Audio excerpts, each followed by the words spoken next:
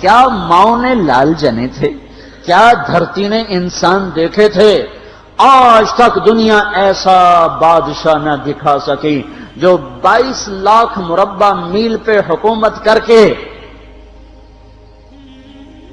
مسجد میں جھاڑو دے رہا ہو، جو 22 لاکھ مربع میل پر حکومت کر کے پانی کی مشق کندھے پہ اٹھا کے بیوہ عورتوں کے گھر میں گھڑوں میں پانی بھرنے جا رہا ہو۔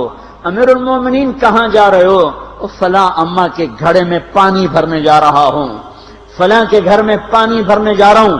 22 لاکھ مربع میل پہ حکومت کر کے دھرتی نے ایسا بادشاہ نہیں دیکھا جو اونٹ چراتا پھر رہا ہو، اور جو بیت المال کا اونٹ گم ہوا چولے کو باندھا اور دوڑ لگائی، آگے احنف بن قیس ملے، ارے کہاں جا رہے ہو امیر المومنین؟ کہ تو بھی آ جا، بیت المال کا اونٹ گم ہو گیا ہے، مل کے تلاش کریں۔ پتہ نہیں کتنے مسلمانوں کا اس میں حصہ ہے۔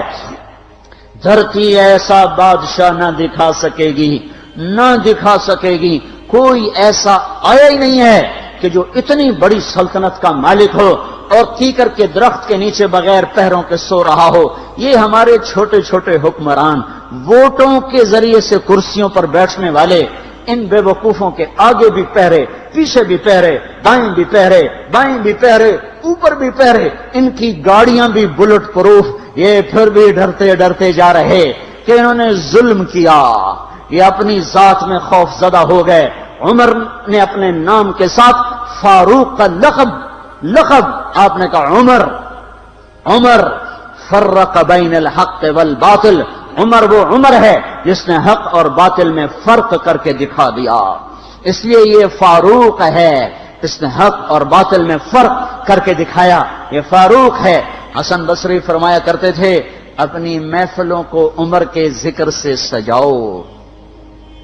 حضرت عائشہ فرمایا کرتی تھیں عمر کے تذکرے کیا کرو، کہ جب عمر کا تذکرہ ہوتا ہے تو عدل کا تذکرہ ہوتا ہے، جب عدل کا تذکرہ ہوتا ہے تو اللہ کا تذکرہ ہوتا ہے۔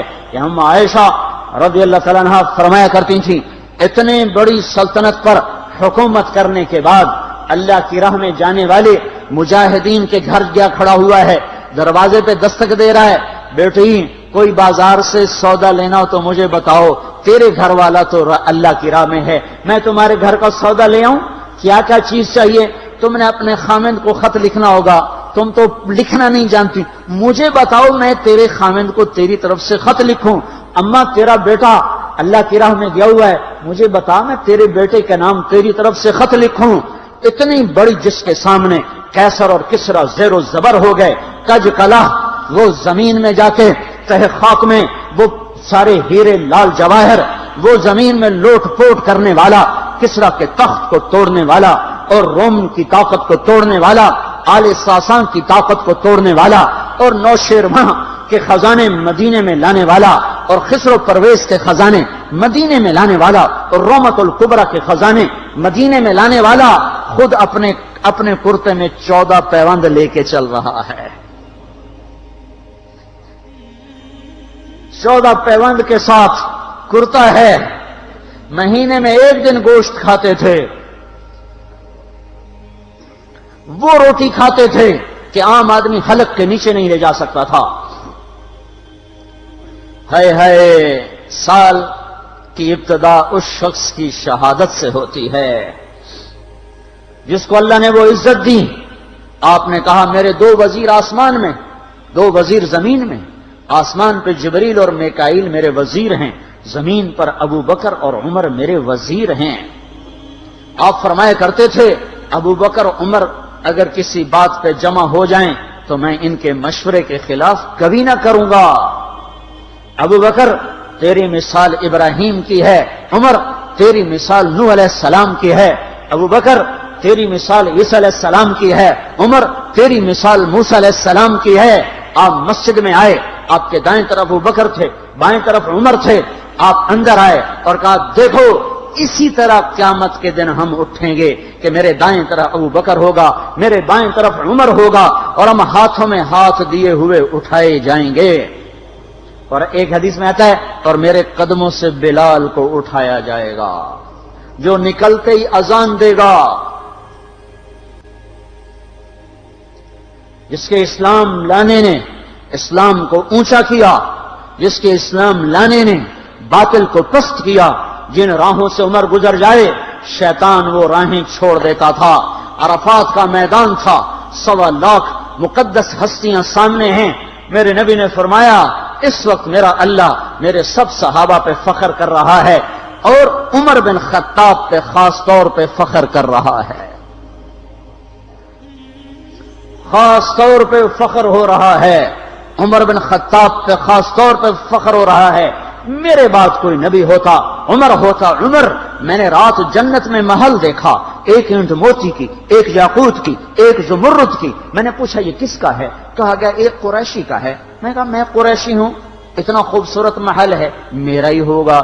جب جانے لگا تو فرشتے نے کہا یہ آپ کے غلام عمر بن خطاب کا ہے۔ وہ کیا مبارک لوگ ہیں کہ جنہیں نبی کے گھر میں قبر نصیب ہو، ایک طرف ایک ساتھی، ایک طرف دوسرا ساتھی، جن کو نبی کے دو پہلوؤں میں جگہ ملی ہو۔ وہ کیسی عظیم ہستیاں، اتنی بڑی سلطنت کا مالک اور اتنے بڑے عدل کی نشانی بن کر مدینے میں مسجد میں بیٹھے رو رہے ہیں۔ امیر المومنین کیوں رو رہے ہو؟ کہا دجلہ کے کنارے کتا بھی پیاسا مر گیا تو پوچھ تو عمر کی ہوگی، فرات کے کنارے کتا بھی پیاسا مر گیا تو پوچھ تو عمر کی ہوگی۔ راتوں کو پہرے دیے جا رہے ہیں، راتوں کو خبرگیری کی جا رہی ہے۔ مدینے کے باہر ایک خیمہ ملتا ہے، چند بچے ملتے ہیں جو رو رہے ہیں۔ ایک عورت ہانڈی چڑھا کے ڈوئی پھیر رہی ہے۔ پوچھتے ہیں بہن یہ بچے کیوں رو رہے ہیں؟ کہ یہ بھوک سے رو رہے ہیں۔ ہانڈی میں کیا ہے؟ پانی، کچھ بھی نہیں۔ کیوں چڑھایا ہوا ہے؟ بہلانے کے لیے، سو جائیں گے روتے روتے، میرا اور عمر کا اللہ کے ہاں فیصلہ ہوگا۔ تو عمر کی ہچکیاں بن گئیں کہ عمر کو بہن تیرے حال کی کیا خبر؟ کہ پھر ہمارا بادشاہ کیوں بنا ہے؟ اگر ہمارے حال کی خبر نہیں لیتا تو ہمارا خلیفہ کیوں بنا ہے؟ پر لگ گئے، بیت المال سے سامان نکالا، بوری بھری، سر پہ اٹھائی، کمر پہ اٹھائی۔ غلام اسلم نے کہا میں اٹھاؤں؟ کہ قیامت کے دن بھی میرا وزن تو اٹھائے گا۔ اسی طرح بھاگے ہوئے آئے، پنیر نکالا، آٹا نکالا، گھی نکالا، شہد نکالا، ڈال کے ہانڈی میں نیچے آگ، خود دھواں گیلی لکڑیوں میں پھونکے مار مار مار آگ جلائی، حلوہ تیار کیا، پھر پلیٹوں میں ڈال ڈال کے بچوں کو کھلایا۔ وہ عورت کہنے لگی کاش عمر کی بجائے تو خلیفہ ہوتا۔ تو یہ نہیں کہا کہ میں ہی عمر ہوں، میں ہی عمر ہوں۔ فرمایا جب کل تو امیر المومنین سے ملے گی تو مجھے بھی وہیں دیکھ لے گی، مجھے بھی وہیں پا لے گی۔ پھر وہاں بیٹھ کے دیکھتے رہے، اٹھ کے چل دیے۔ بچے ہنسنے لگے، کھیلنے لگے تو اپنے غلام سے فرمایا میں نے انہیں روتا دیکھا تھا، میرا جی چاہا میں انہیں ہنستا بھی دیکھوں۔ 22 لاکھ مربع میل پہ اسلام پھیلا کر حکومت اس سے بھی بڑے علاقے میں لوگوں نے کی۔ چنگیز نے اس سے زیادہ فتوحات کی، محمود غزنوی نے اس سے زیادہ کی، سکندر تیمور نے اس سے زیادہ کی۔ پر فتوحات کر کے یوں خدمت کر رہا ہو، پانی بھر رہا ہو، اونٹ چرا رہا ہو، امامت کرا رہا ہو، 14 پیوند لگے کپڑوں کے ساتھ خلافت کے تخت پر بیٹھا ہوا ہو، یہ دھرتی میں پھر کوئی نہیں آئے گا۔ ہے نماز میں خنجر لگا، نماز پڑھاتے ہوئے 27 ذوالحج، 27، 28، 29 یکم کو انتقال ہوا۔ یکم محرم موت کے آثار گہرے نظر آئے۔ بیٹے کو بلایا کہ بیٹا جاؤ اما عائشہ سے پوچھ کے آؤ کہ عمر اپنے ساتھیوں کے ساتھ دفن ہونے کی اجازت چاہتا ہے۔ امیر المومنین کے لقب سے بات نہ کرنا، عمر کہنا، عمر اب میں امیر المومنین نہیں رہا۔ جب وہ پوچھنے گئے تو حضرت عائشہ رو رہی تھیں۔ انہوں نے عرض کیا اما جان میرا باپ اپنے ساتھیوں کا پڑوس چاہتا ہے۔ انہوں نے فرمایا یہ جگہ تو میں نے اپنے لیے رکھی تھی، لیکن اگر عمر چاہتے ہیں تو ان کو مجھ پر فضیلت ہے، میں ان کے لیے دستبردار ہوں۔ انہوں نے واپس آ کر خوشخبری سنائی، مبارک ہو اجازت مل گئی۔ کہ نہیں شاید میرے شرم میں اجازت دی ہو، جب مر جاؤں تو مجھے دوبارہ دروازے کے سامنے رکھ کر پھر جا کے پوچھنا، اس وقت اجازت ملے تو پھر لے جانا، ورنہ مجھے بقیع کی طرف لوٹا دینا۔ اتنے میں حضرت علی آئے، پریشان دیکھا، عمر کیوں موت سے ڈر گئے؟ کہ نہیں، موت کے بعد کی گھاٹی سے ڈر رہا ہوں۔ کہ ڈرو نہیں، میرے ان کانوں نے سنا ہے اور اتنی دفعہ سنا ہے کہ میں گن نہیں سکتا کہ اللہ کے نبی فرمایا کرتے تھے ابو بکر اور عمر جنت کے بڑی عمر کے لوگوں کے سردار ہیں۔ آپ نے فرمایا تو اس بات کی گواہی دے گا؟ کہ میں بھی دوں گا، میرا بیٹا حسن بھی دے گا۔ امام حسن بھی ساتھ تھے۔ کہ میں بھی دوں گا، میرا بیٹا حسن بھی گواہی دے گا۔ پھر بھی ہے جو جنت کی بشارتیں لیے ہوئے ہیں، 10 مبشرہ، ابو بکر جنتی، عمر جنتی، عثمان جنتی، علی جنتی، طلحہ جنتی، زبیر جنتی، ابو عبد الرحمن بن عوف جنتی، ابو عبیدہ بن جراح جنتی، سعید بن زید جنتی۔ آپ نے نام لے کر گنے، نام لے کر گن کر کہا، سنو ابو بکر جنتی ہے، عمر جنتی ہے، عثمان جنتی ہے، علی جنتی ہے، طلحہ جنتی ہے، زبیر جنتی ہے، سعد بن ابی وقاص جنتی ہے، عبد الرحمن بن عوف جنتی ہے، ابو عبیدہ بن جراح جنتی ہے، سعید بن زید جنتی ہے۔ میں ان سے راضی ہوں، لوگوں ان کا حق پہچانو، میں ان سے راضی ہوں، میں ان سے راضی ہوں۔